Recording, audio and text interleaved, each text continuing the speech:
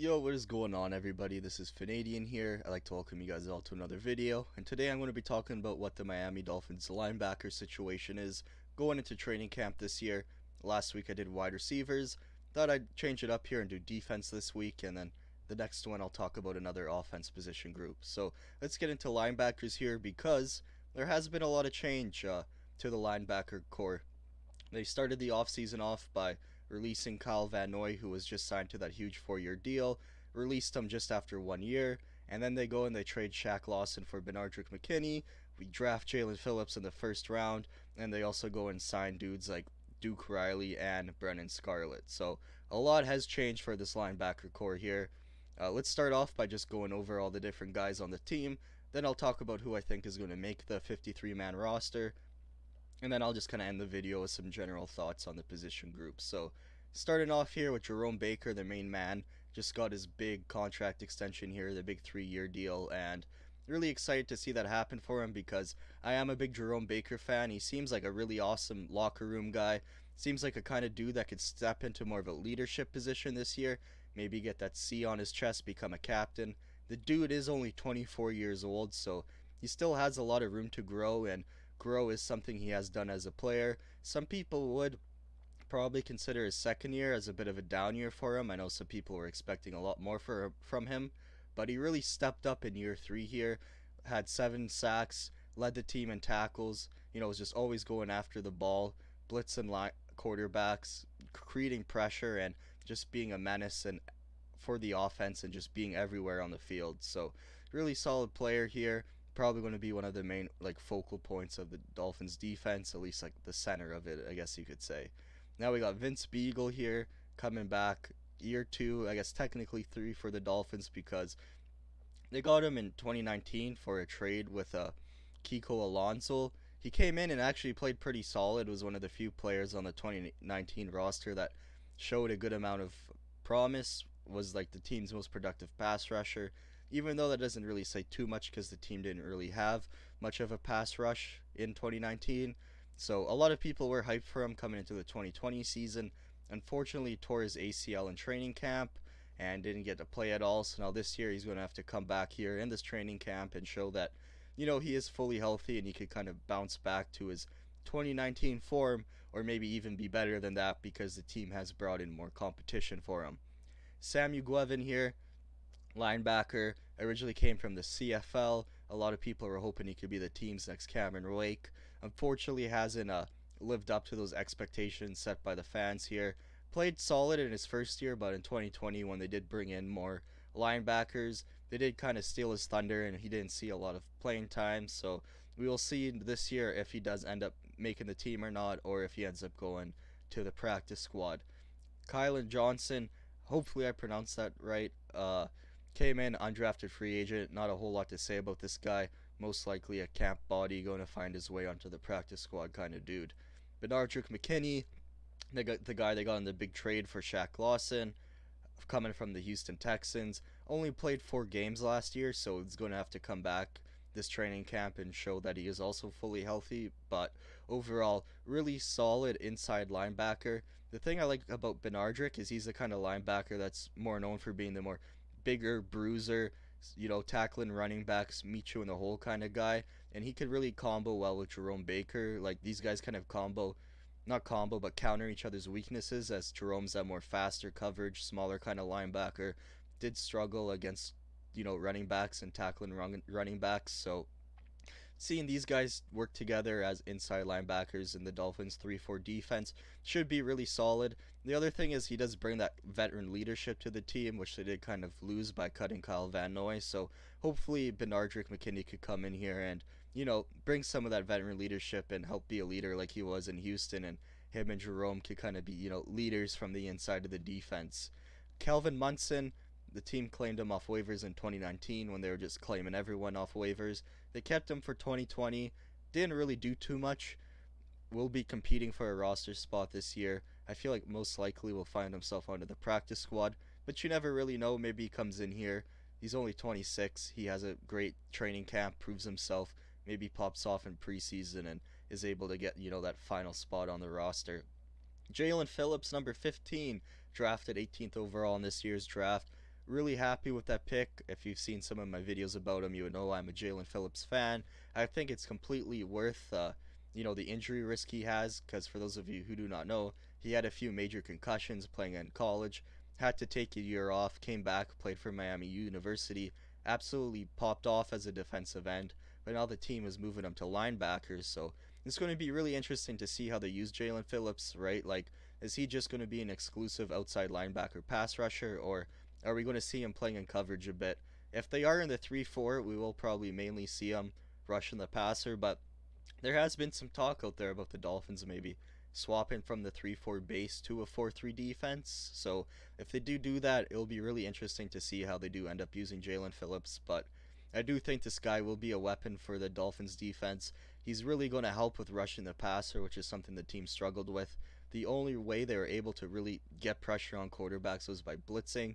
So hopefully him and Andrew Van Ginkel and the 3-4 can form like a dynamic pass rushing group where the two of them can get enough pressure on their own where they don't have to do as much blitzing and the team can focus a bit more on, coverage and other stuff. So really hyped for Jalen Phillips. And I know I'm just not the only one, right? Like I'm pretty sure every sports book has this guy like first or second for defensive rookie of the year odds. So I'm not the only guy expecting this guy to come in here and have a big year for the Miami.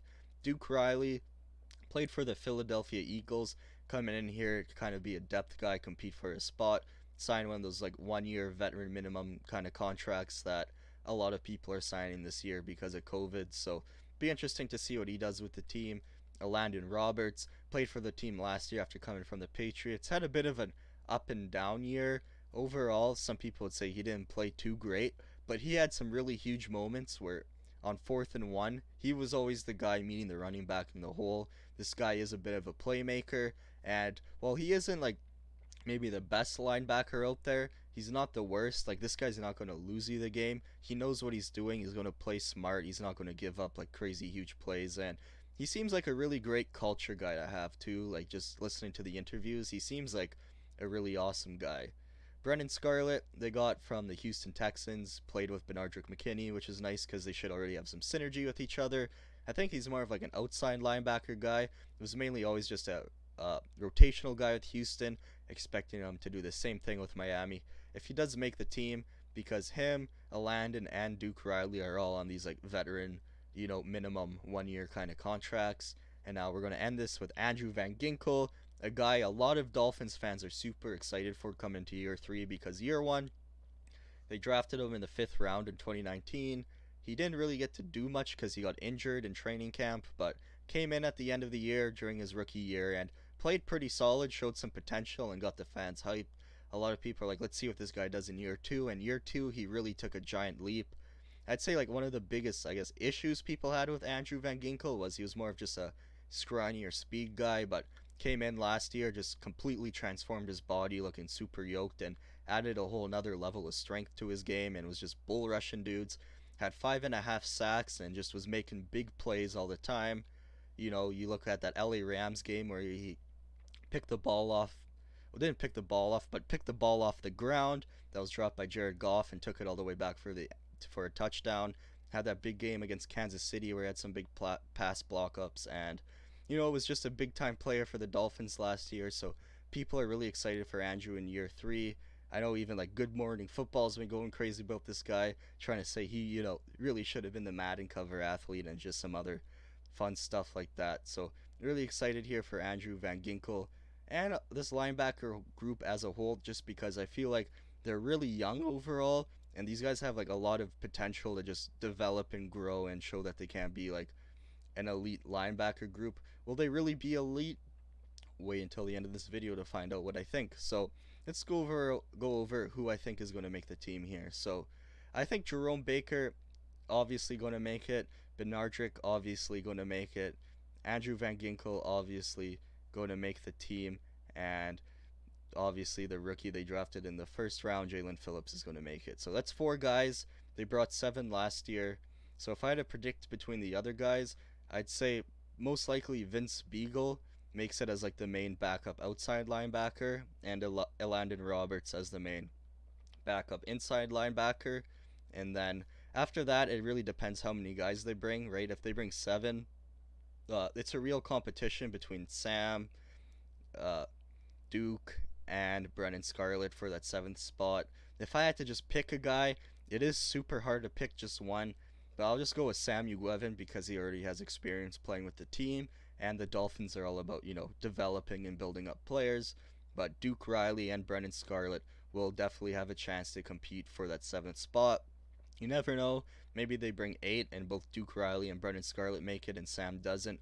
Or maybe, some of these rumors about them swapping to a 4-3 are real and they only bring six linebackers with them into the season. We'll just have to wait for, preseason and training camp to really start before we know. So that's who I think will make the team. Just to reiterate one more time, if there's seven guys, I think it'll be Andrew Van Ginkel, Jalen Phillips, Benardrick McKinney, Sam Ugueven, Vince Beagle, and Jerome Baker. So overall thoughts on the linebacker core. Do I think they can be elite? There's a small chance they are, but I feel like it's pretty low. I think PFF has them overall as a group as like the 26th ranked linebacker core. I think that's way too low. I think they'll definitely be way better than that, and they'll most likely probably be like a middle of a pack kind of linebacker group. They'll probably be ranked as like, maybe like the 15th best linebacker core in the NFL.